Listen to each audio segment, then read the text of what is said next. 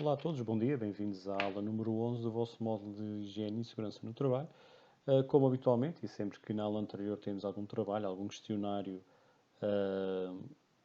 que tenha sido feito para vocês, começamos sempre a aula seguinte com a análise dos resultados e é exatamente isso que nós vamos fazer relativamente ao CAUT da última aula. Bastante satisfeito que todos responderam. E é assim que deverão fazer. Há pessoas que mantêm um registro bastante positivo, tanto na participação nas aulas, como nas respostas aos trabalhos e ao feedback que é dado por resposta às solicitações dos trabalhos. Há outras pessoas que estão com menos participação e essas eu peço. Esta é a 11ª aula do total de 18, portanto faltam 7 aulas, sendo que a última ou as últimas serão para o teste de avaliação ou o trabalho final. Daí que seja importante que vocês todos participem de modo a que possam ter uma avaliação positiva no final deste módulo. O objetivo será sempre este. As notas não serão oferecidas, as notas terão que ser conquistadas por vocês e vocês têm todas as ferramentas para o fazerem. Portanto, aproveitem, isto não só para este módulo, mas para todos, aproveitem da melhor maneira que conseguirem para chegarem a bom porto no final deste ano letivo e no final do vosso curso, que não tarda nada, acaba. O tempo passa a voar e, portanto, vocês aproveitem o quanto antes. Este CAUT, talvez pelas particularidades que apresentava, teve uma taxa de respostas corretas um pouco abaixo dos anteriores. Ainda assim, bastante positivo, 65% das respostas dadas foram respostas corretas, sendo que também o facto de termos mais participantes também pode influenciar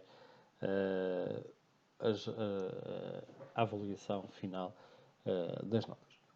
Vendo o pódio, não sendo novidade, temos novamente a Doreen em primeiro lugar, desta vez não com as respostas todas corretas, mas sim com 13 em 15. Seguida a Vera, também com 13 em 15, mas porventura por ter demorado mais tempo a responder, ficou em segundo lugar. E em terceiro lugar, salvo erro, uma estreia, se não for, peço desculpa, no pódio da Leonor Menezes, com 12 respostas corretas em 15. Tenham atenção que isto é só para terem uma ideia. Isto não é uma corrida. O objetivo é que vocês, ao responderem a estes scouts, vos sirva para consolidar conhecimentos, que é exatamente por isto que eles servem. Eles têm uma avaliação associada, que é o resultado que vocês obtêm no questionário, que contará para uma percentagem final da nota, mas a verdadeira corrida deverá ser contra vocês próprios. O objetivo, claro, é sempre bom ficar no top 3, mas o objetivo é que vocês respondam correto e que vejam e leiam as questões de forma consciente, porque de certo que há algumas respostas erradas que foram simplesmente por falta de atenção e por vos parecer a resposta lógica ser logo a mais correta. Tenham cuidado com as cascas de banana que às vezes são colocadas no caminho e que fazem com que vocês escorreguem por algumas vezes. Relativamente às questões, analisando-as uma a uma como habitualmente, aqui é a questão número 1. Em termos de Código de Trabalho, quem tem obrigações? Obviamente, tanto o trabalhador como o empregador têm obrigações. É o que nós vamos ver hoje mais ao pormenor, hoje e na próxima aula, obrigações e alguns direitos ou regalias de trabalhadores e empregadores. Houve aqui uma resposta de apenas o empregador, pois não será, e ia ser alguma vez. Infelizmente, muitas vezes quem tem obrigações é o trabalhador. Mas legalmente e de uma forma correta, quem tem obrigações em termos de Código de Trabalho e na grande maioria das situações, tem obrigações o trabalhador como o empregador. Aqui todos responderam bem, que a Lei de 7 de 2009, de 12 de fevereiro, aprova a revisão do Código de Trabalho.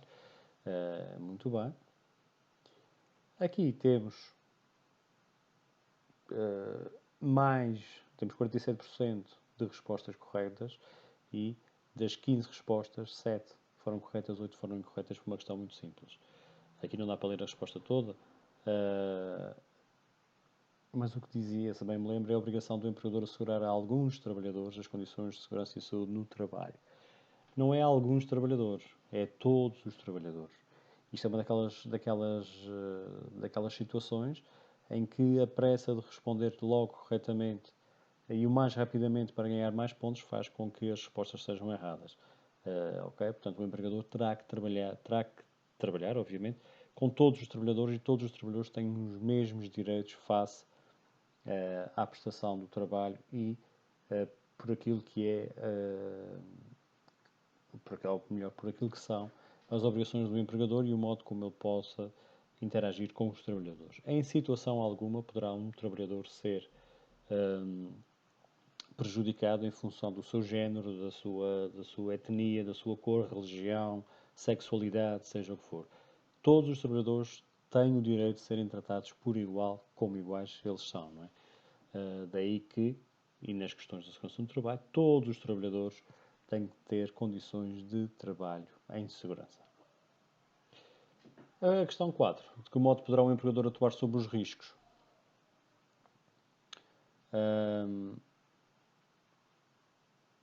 A resposta correta é exatamente todas as opções estão corretas. Quem respondeu as outras 3 não deixa de ter razão, mas ao assinalar apenas uma destas faz com que as outras não estejam corretas e isso não é verdade. Portanto, tenham cuidado quando vos aparece uma opção de todas estão corretas, sendo que também poderá ser mais uma casca de banana, mas regra geral, se virem que duas têm quase a certeza que estão corretas, arrisquem na opção, todas as opções estão corretas, ok? Planificar a prevenção é fundamental para assegurar condições de trabalho. Todos disseram que sim e muito bem. É fundamental. Nós temos falado nisto desde o primeiro dia e vamos falar nisto até ao último dia. Daí que não possa haver qualquer dúvida neste particular. A eliminação dos riscos é a única atuação possível numa perspectiva de prevenção. 11 dos 15 disseram que sim, e muito bem. 4 disseram que sim, isto era verdade, que era a única atuação. Felizmente não é, porque senão tínhamos situações muito gravosas. Se a única atuação que fosse possível fosse a eliminação do risco, isso seria muito complicado, porque em muitas situações o risco não é passível de ser eliminado.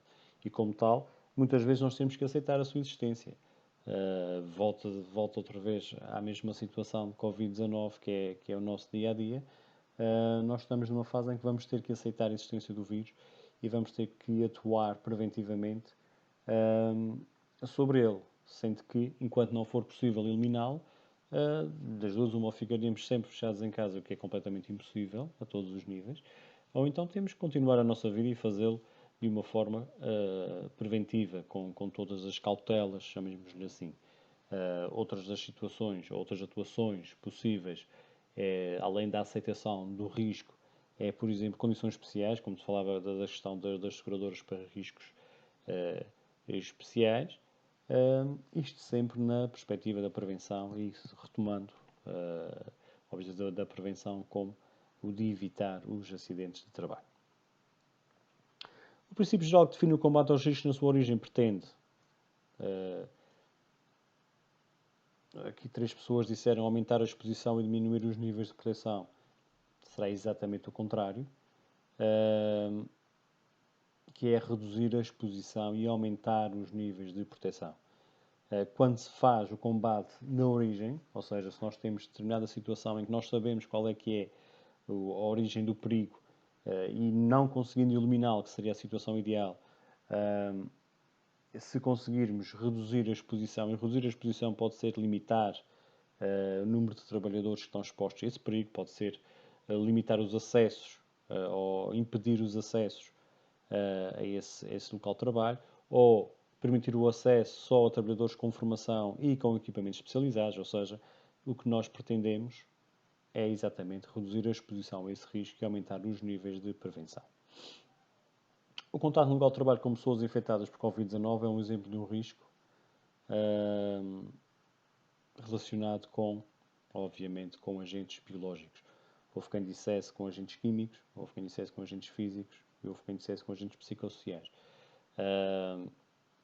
No trabalho de identificação de riscos profissionais que vocês fizeram umas aulas atrás, foram várias as pessoas que referiram o contacto com pessoas de várias nacionalidades e de vários países e o risco que existia de entrar em contacto com doenças que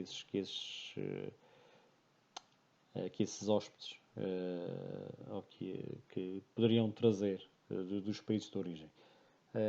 Obviamente, e o mais comum será, porventura, agora porventura nada, de certeza absoluta o Covid-19, e é claramente um risco associado ao contacto com agentes biológicos.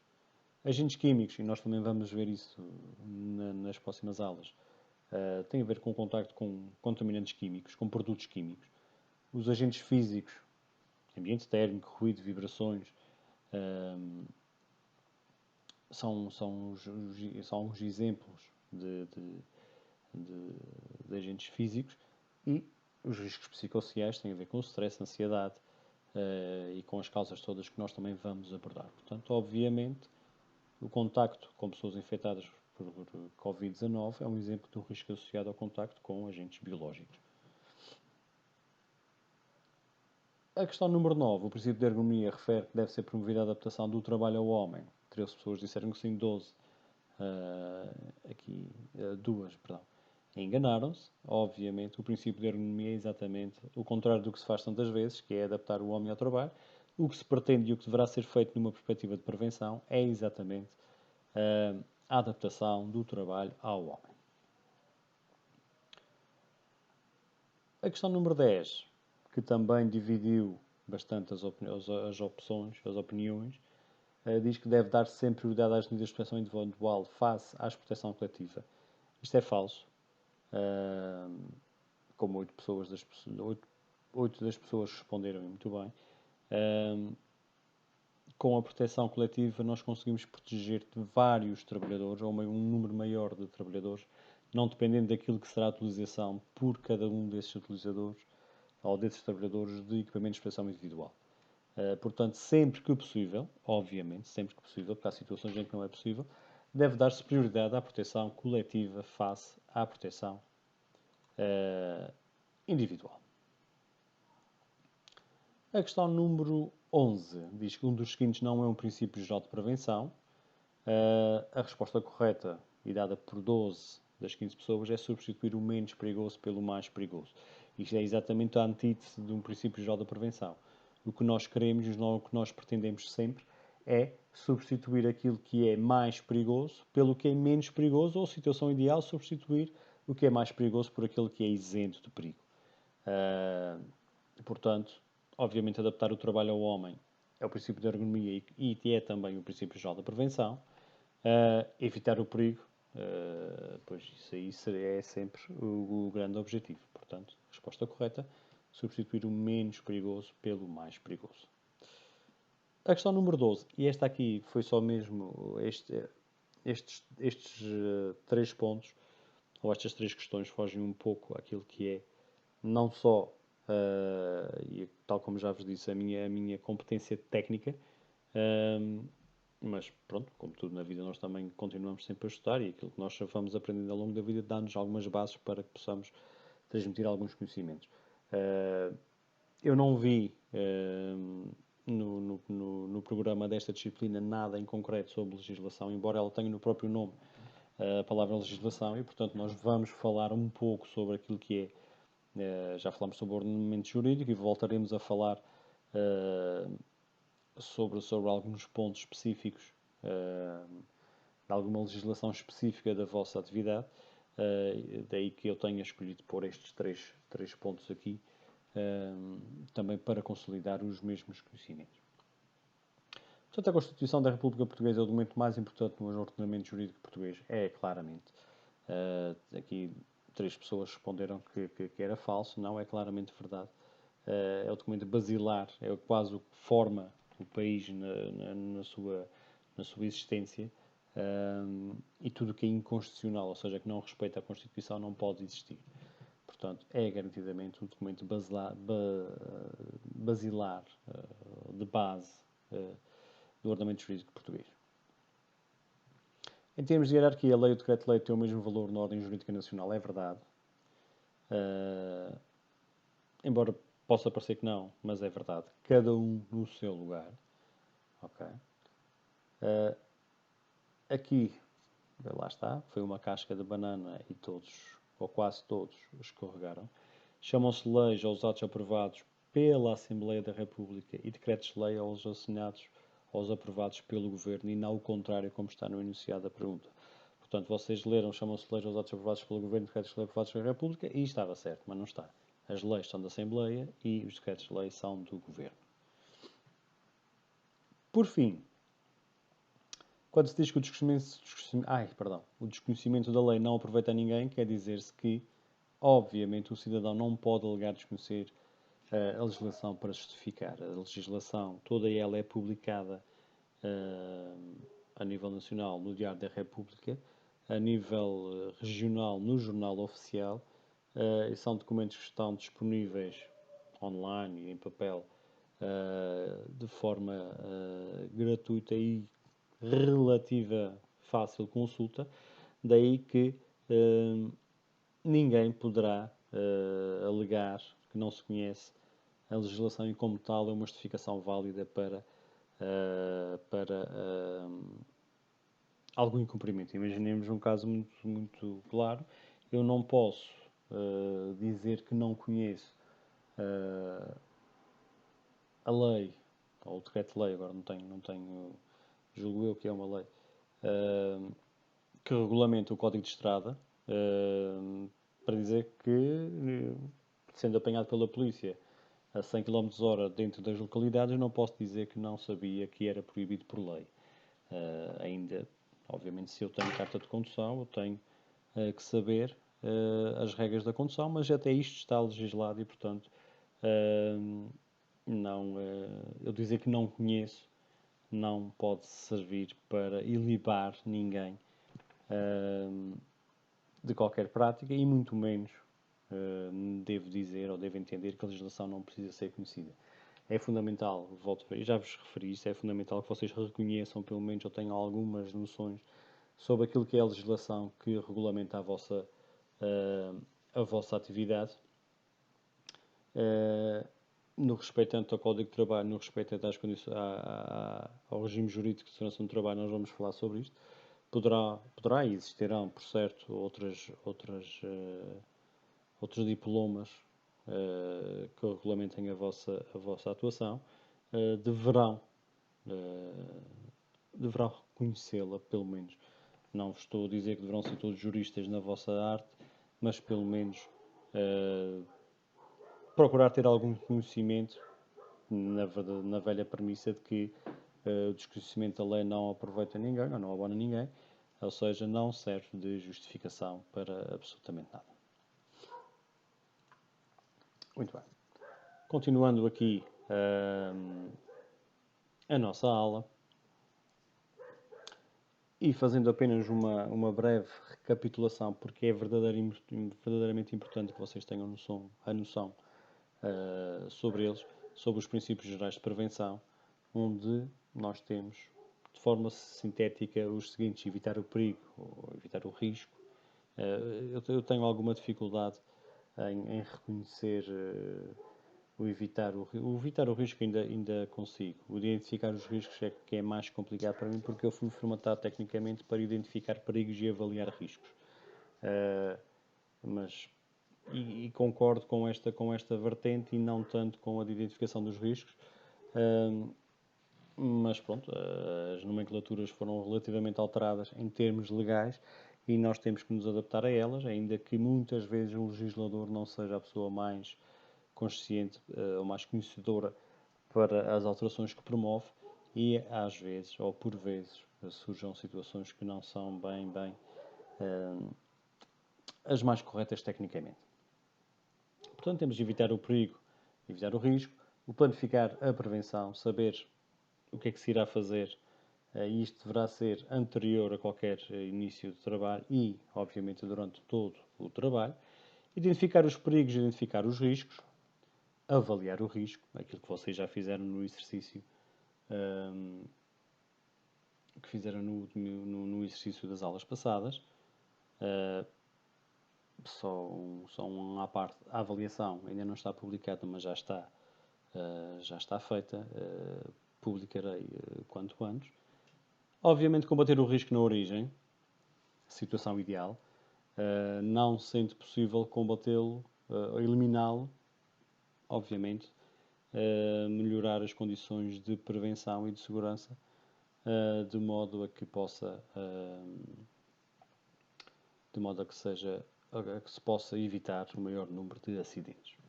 Adaptar o trabalho ao homem, também já vimos o princípio da ergonomia. Atender ao estado de evolução da técnica, aquela questão que nós falámos de sempre que possível atualizar as máquinas e os equipamentos de trabalho em função daquilo que são as novas condições de trabalho e as novas regras de segurança. Substituir o mais perigoso pelo menos perigoso. Situação ideal, substituir o mais perigoso por aquele que é isento de perigo, sendo que muitas vezes, ou a maior parte das vezes, a isenção de perigo é uma questão que não se consegue alcançar, infelizmente. A própria organização do trabalho, saber quem trabalha aonde, quem faz o quê, quando e como faz, e ter a certeza e as garantias que as regras que são dadas em condições de fácil percepção por parte de quem recebe a informação. A prioridade da proteção coletiva, como nós estávamos a falar, e, obviamente, a formação e a informação necessária, obrigatória e fundamental para todos os trabalhadores. Só para recapitular, porque nós vamos continuar a falar sobre estes dois termos, o perigo versus o risco. O perigo é a fonte ou situação com potencial para o dano, ou seja, aquilo que pode correr mal. São aquelas situações que nós conseguimos identificar, e se identificarmos ainda melhor, que nós conseguimos identificar no nosso local de trabalho, que o poderá causar danos para o trabalhador, ou até mesmo para o ambiente, ou o local de trabalho, ou ambas as situações. O risco, se bem se lembram do trabalho que fizeram, é a combinação da probabilidade e das consequências da ocorrência de um determinado acontecimento perigoso. Ou seja, temos uma relação entre estas duas. Para um perigo poderão existir vários riscos, regra geral existirão sempre mais do que um, ou melhor, são raros os perigos que têm apenas um risco associado.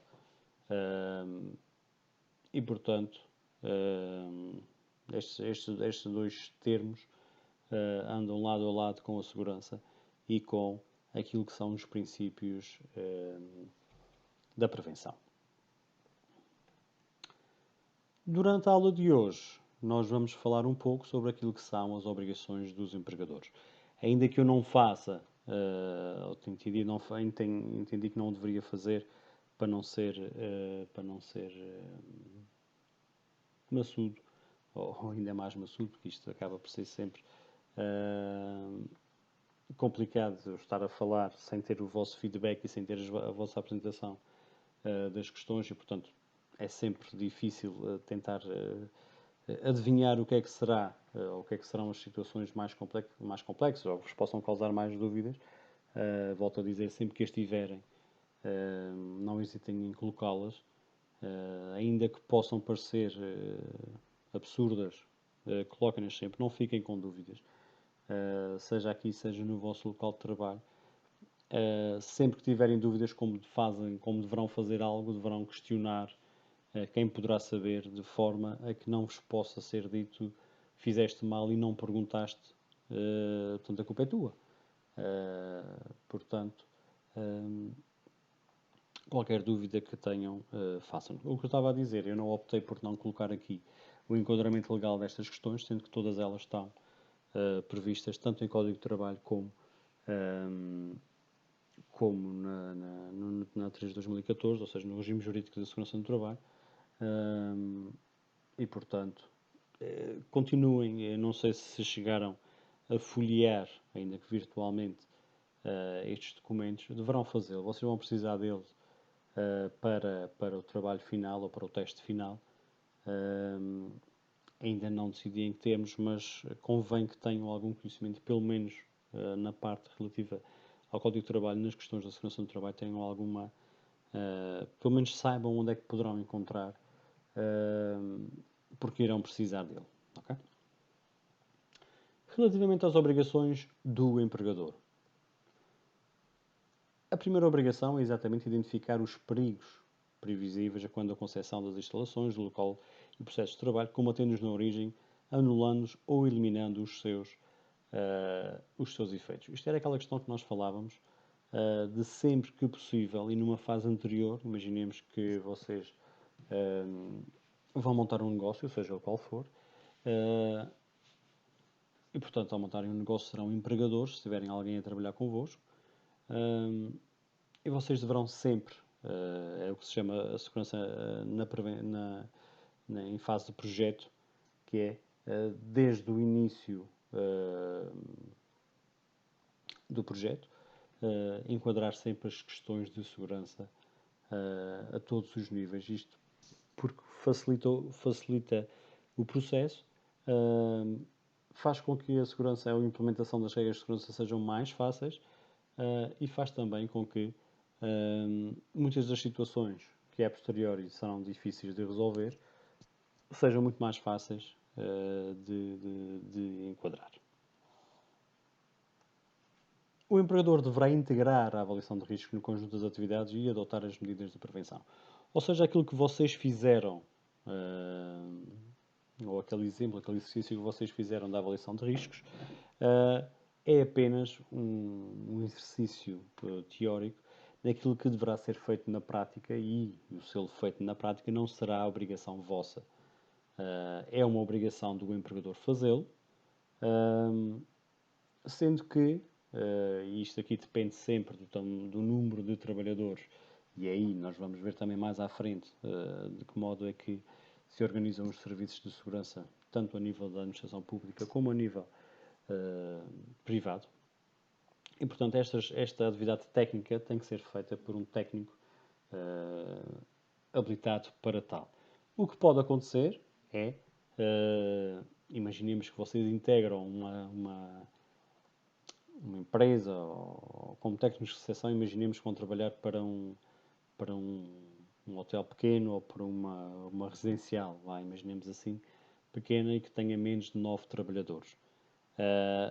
A lei prevê que, para empresas que não tenham riscos elevados e que tenham até 9 trabalhadores, incluindo o empregador, se lá trabalhar, que possa haver o recurso àquilo que se chama do trabalhador designado, ou seja, um trabalhador dentro da organização que tenha, ou que fique com as competências da implementação do serviço de segurança no trabalho. Claro, para isso terá que ter uma formação específica que existe. Por exemplo, aqui na Câmara do Comércio de Angra, já por várias vezes dei formação a futuros trabalhadores designados, ou seja, trabalhadores de pequenas empresas que são responsáveis ou que ficam responsáveis por organizar os serviços de segurança no trabalho. Sendo responsáveis, uma das atividades que têm obrigatoriamente de fazer, e quando se diz obrigatoriamente fazer, tem esta obrigação decorre novamente da lei, e é um dos pontos que é fiscalizado pela Inspeção Regional do Trabalho, que tem competências na área do trabalho, obviamente, junto das empresas privadas. Quando se fala aqui da adoção de medidas de prevenção, se vocês recordarem o exercício que fizeram, depois de avaliarem o risco, propuseram medidas e reavaliaram, na perspectiva de, sempre que são adotadas estas medidas, a valoração do risco deverá baixar, se foram bem implementadas e se foram bem propostas.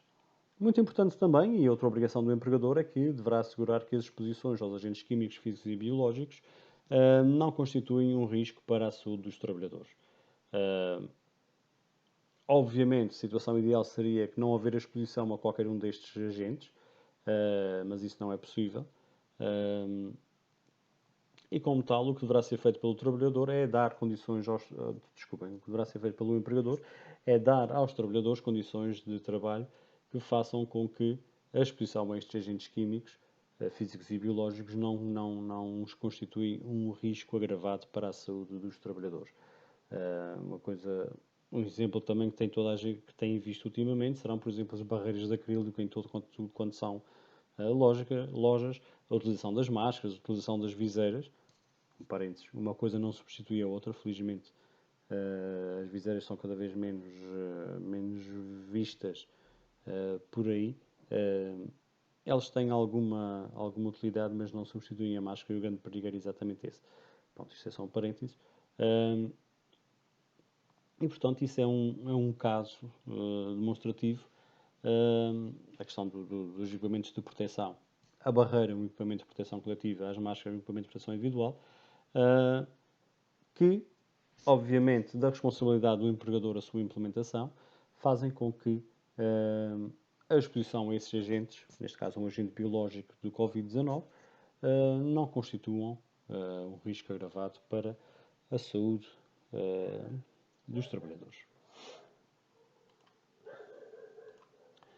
Outra das obrigações, ou das obrigações do empregador, é exatamente o planificar a prevenção. Nós já vimos, é um dos 11 princípios gerais da prevenção, sendo que ele deverá também organizar os meios para a aplicação das medidas de prevenção, tendo em conta a evolução da técnica. Nós já falámos sobre isto e, portanto, vamos passar isto à frente. A prioridade coletiva em detrimento da proteção individual também. E, muito importante, o empregador deverá organizar o trabalho de forma a eliminar os efeitos do trabalho monótono e do trabalho cadenciado. Nós, por vezes, no nosso local de trabalho, fazemos aquilo que são os chamados trabalhos de rotina. Muitas vezes, o fazer sempre a mesma coisa não é um trabalho monótono. Vocês, mesmo que passem grande parte dos vossos dias de trabalho a atender hóspedes no hotel, cada pessoa é uma pessoa, cada situação que seja apresentada é diferente, é sempre o mesmo trabalho, mas não é um trabalho monótono porque não é sempre feito da mesma maneira. Imaginemos que vocês tinham que pôr palitos numa linha de fabrico de caixas de palitos, em que o vosso único trabalhinho seria colocar os palitos no buraquinho, não é? Isso, obviamente, tudo automatizado, mas imaginemos uns palitos artesanais em que vocês tinham que fazer sempre o mesmo movimento, sempre a mesma coisa, todos os dias, 5 ou 6 dias por semana, 40 horas por semana, no mínimo, e teriam que fazê-lo dessa maneira. Ou seja, ao fim de algum tempo vocês estavam loucos e já não podiam ver os palitos à frente. Obviamente, se nós tivermos uma fábrica de palitos e tivermos pessoas a trabalhar, nós temos que ter alguém que ponha lá os palitos. Daí que voltamos aqui à questão da evolução da técnica, sendo preferível arranjar uma máquina que ponha lá os palitos em vez de ter alguém a fazê-lo, de maneira ideal de eliminar estes efeitos dos trabalhos monótonos. Isto é um exemplo um bocado absurdo, mas por vezes é a maneira mais fácil de vos explicar o que é que se pretende com estas questões. Um ponto muito importante é uma outra obrigação do empregador assegurar a vigilância da saúde dos trabalhadores em função dos riscos aos quais estão expostos. Eu digo que isto é uma questão muito importante porque, para além de ser difícil de cumprir, embora muitas empresas o cumpram, tenho noção que a grande parte das empresas subcontratam os serviços de segurança, ou seja, não têm, por não terem a obrigatoriedade de o ter, serviços internos, ou seja, não têm dentro da própria organização um técnico de segurança e, neste caso, um médico de trabalho, um médico com especialidade em medicina do trabalho, e, portanto, contratam a empresas prestadoras de serviços, os chamados serviços externos, e nós vamos ver isso em aulas aqui mais à frente, contratam a prestação desses serviços e, portanto, contratam também os serviços de saúde no trabalho. Se nós estivermos a falar de uma empresa de riscos elevados, sei lá, uma empresa de explosivos, uma empresa de construção que tem um alvará maior, com um maior número de trabalhadores, uma série de atividades também estas definidas legalmente, consideradas de risco elevado, aí a empresa já terá que ter serviços internos e serviços de medicina do trabalho internos. Relativamente a estes serviços de saúde no trabalho, a regra para a grande maioria das atividades que não têm riscos elevados é que deverá haver um acompanhamento médico por parte de um médico com especialidade em medicina do trabalho. Anualmente, se os trabalhadores tiverem mais de 50 anos, de 2 em 2 anos, se os trabalhadores tiverem menos de 50 anos. Isto não poderá ser feito pelo médico de família ou por um médico de clínica geral, aquele que chamavam os médicos de clínica geral, agora medicina geral e familiar, mas terá que ser feito por um médico com especialidade em medicina no trabalho. Esta vigilância terá obrigatoriamente que ser feita no momento da admissão, portanto, vocês quando começarem a trabalhar, e se tudo estiver a correr bem, vocês deverão ser alvo de uma consulta médica de admissão, ou seja, em que o médico de trabalho vai verificar as condições de saúde e vos dará a aptidão para o trabalho, sendo que poderão ser aptos condicionalmente. Imaginemos que vocês tinham um problema qualquer a nível da coluna em que não podiam estar muito tempo de pé. Portanto, algumas atividades que fariam normalmente de pé não poderiam fazer, ou então deveriam arranjar uma maneira alternativa de o fazer. Nesta vigilância anual ou bianual são feitos exames, análises, são feitos isto naquele chamado pacote de base. Análises ao sangue, análises à urina, são questionados sobre o modo de trabalho, o modo como é feito o trabalho, se há queixas relativamente ao trabalho ou não. E esta é, obviamente, uma obrigação do empregador e, como tal, os custos associados a este serviço de medicina do trabalho, medicina laboral, são também assegurados pela entidade empregadora. O empregador deverá também estabelecer medidas que devem ser adotadas em matéria de primeiros socorros. Portanto, em qualquer espaço de trabalho tem que haver trabalhadores com formação em primeiros socorros. Combate a incêndios. Tem que existir em todos os edifícios aquilo que é chamado o plano de segurança, onde se definem, entre outras coisas, a evacuação dos trabalhadores, a salvaguarda das instalações e a continuidade da operação. Todos os trabalhadores deverão ter o conhecimento sobre aquilo que é o plano de segurança, onde se enquadra também as questões do combate a incêndios e dos próprios primeiros socorros, e, portanto, esta terá que ser também uma situação assegurada pelo empregador.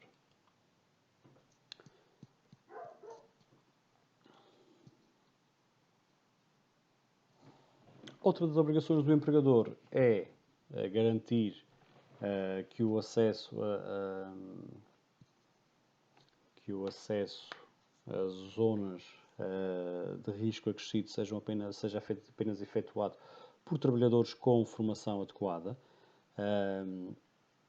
E, obviamente, eu enquanto trabalhador, só saberei se posso ou não ter acesso a determinadas zonas se me for dada a formação ou informação, aqui apresentado como instruções, adequadas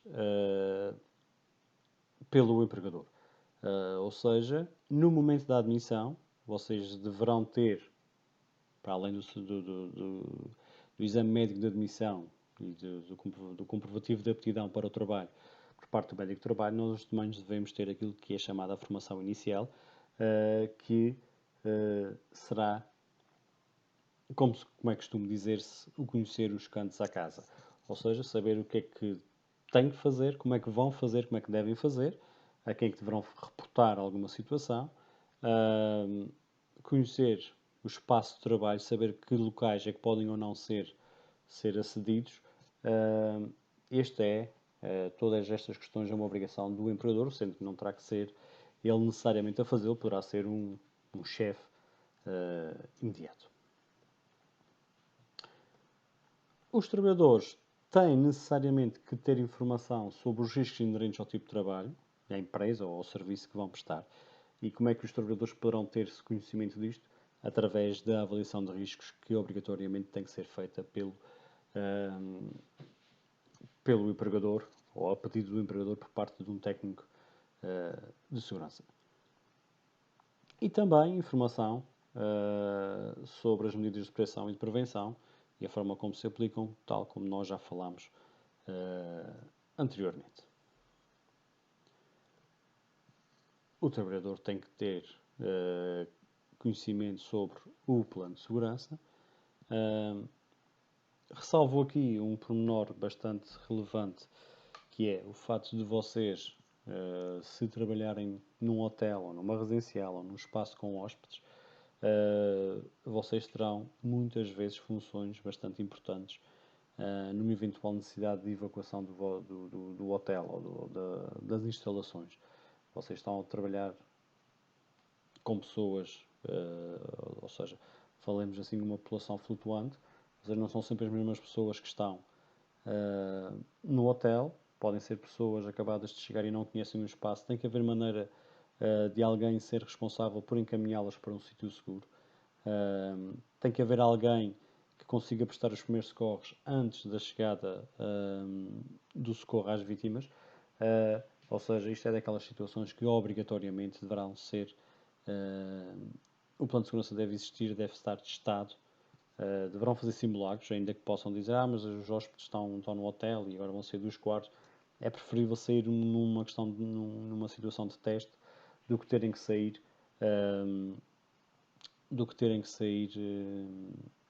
numa situação real e as coisas não correrem da melhor maneira e haver aquilo que são vítimas mortais, o que é drástico para a imagem, obviamente drástico para a pessoa e para os familiares da pessoa que morre, mas para a imagem da instituição pior ainda, e que pode ter consequências graves a nível económico e da sustentabilidade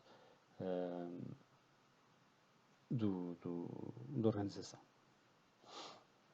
Formação e informação. Quando é que o trabalhador tem que ter esta formação e esta informação? Obviamente na admissão na empresa. O que faz, o que tem que fazer, como é que faz, em que tempo é que faz, a quem faz o reporte. Se por alguma questão o posto de trabalho for diferente ou forem dadas novas funções ao trabalhador, eu não posso por isso simplesmente dizer, olha, tu fazias isto, agora passas a fazer aquilo e desenrasca-te. Não, o empregador tem obrigatoriamente que dar formação ao trabalhador.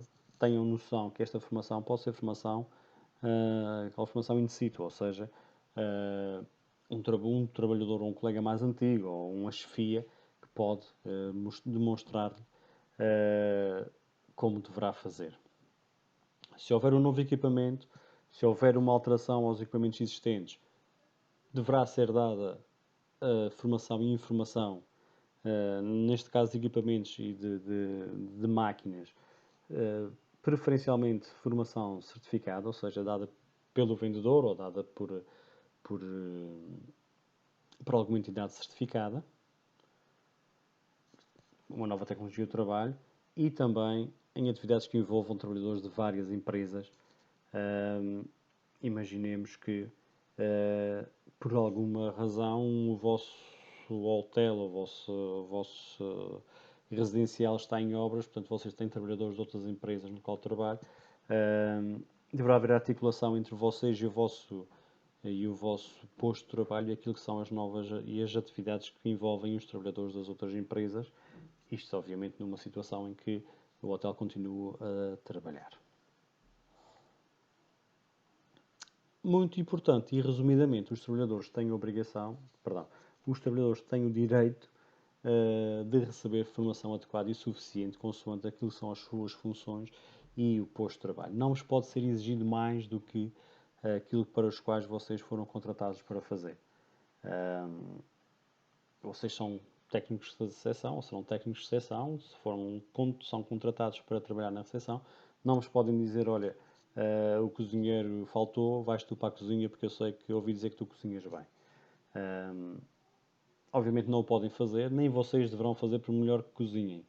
Deixem os vossos dotes culinários para os jantares em casa e não se ponham em trabalhos, porque se correr bem foi muito bom, se correr mal o problema é vosso, porque vocês é que foram para a cozinha e ninguém vos obrigou a tal.